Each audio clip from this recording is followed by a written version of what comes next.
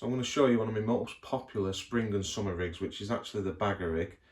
This is a 0.4 version, my favourite style float for fishing in shallow water, so really good rig for F1s and carp really, anything.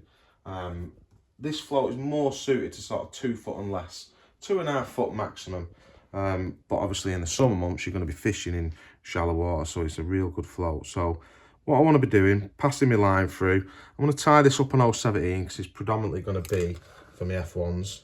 And then here I've got some silicone. I've actually chose to use the carp silicone for this. So the smallest size, 0.6 of a mil, and then they have a 0.8 and a 1 mil. So to match it to this, it's 0.6 stem and 1.6 silicone. So thread my silicone onto my line. Always make sure that you trim your line just so that you've got a nice clean edge. Just makes it easier to get your silicone on. So again, it's number 2. I'm going to put 3 silicones on this, just to stabilise the rig. And obviously if one rips or anything like that, you've got a little bit of backup because you will be doing a bit of bagging on this rig. And then, again, same as always, I'll just give it a little bit of sandpaper just to take off any sharp edges and help the silicone go on. A little lick just to lubricate it, and then push that silicone on. Taking your time at this point, and then once it's on, we can slide it up. And then I slide it, don't slide it right the way up to the top, because this will cut through your silicone and dig into the body of the float. So just come down and just let the line run natural. You don't want it turning in, which can obviously damage your silicone and obviously damage your float. So spin that line round again, so it's all running nice and straight and it's not twisted around the stem. So that's number 2. And then number 3, as always, just leave a mil or 2 overhanging at the end. So that's my floating position. I can slide that out of the way, and then I'll just loosen this off. And then what I want to do now is tie a loop and get my pin in position.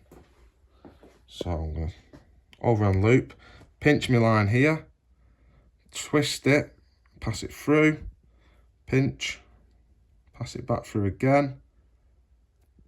And then I've got that sort of formation. I want the small loop because I'm going to try and keep my loops as small as possible just so that I can get my shot closer to my hook. Trap that there and then fold it over the opposite way, and as I peel it off, that'll measure my loop perfectly. Lubricate it, pull it down tight, and then with my scissors just trim about 2 mil from the end. And then again, what I'll have now is that nice straight loop that I like. You can see it there, perfect. Right, it's time to shot this up. So take my pin, put my pin in my loop, and then put it in there. I've actually got a nice bit of tension on that already, so I'll just tighten that down, slide my float out of the way. For this rig actually takes 6 number 8s, and I've never shot this any different other than a solid bulk, so there's no need to have strung out shotting patterns or anything like that. So all I'm going to do now is line this cube up, so number 8 cube, 6 number 8s, pinch it in position. Again, take another one. I'm not going to do them all, you get the idea. So 6 of them. And what I can do now, because it's cubes, don't damage your line, I can just slide this down, and I have this sat right on the end of my hook length knot. So I'll just bunch them up together like that. You'll end up with 6 shot in your rig.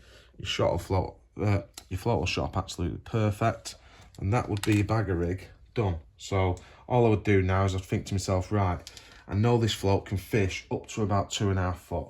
So on my board here, that's 2 foot. The length of this board is about 2.5 foot. So what I'll do is I'll peel off an extra 18 inches maybe, something like that. That's where I'm going to trim my rig. I'm not wasting loads of line then. I know my rig is going to be long enough. Anything above 2.5 foot, and I'll probably change my float pattern to sort of like a bobby or something like that in the summer month. So loop, same again, just wet it. And again, instead of using the small one, because I want to get it off my connector a little bit easier, I'm going to go for the slightly bigger one. So over there, pull it, gives me a slightly bigger loop. Pull that down, and that's your rig completed. Obviously I'd have a few more than 2 number 8s on, I'd have 6 number 8s on it. but that would be a rig. And then a good little addition to this rig is sometimes having some back shots behind it as well. So a couple of back shots just to control this line. If you do have to fish with a bit of a longer line because it's windy or you're fishing across, just put a couple of back shots on there and that'll really help. If you want to see exactly how I tie my F1 slim rigs, then check out this video above.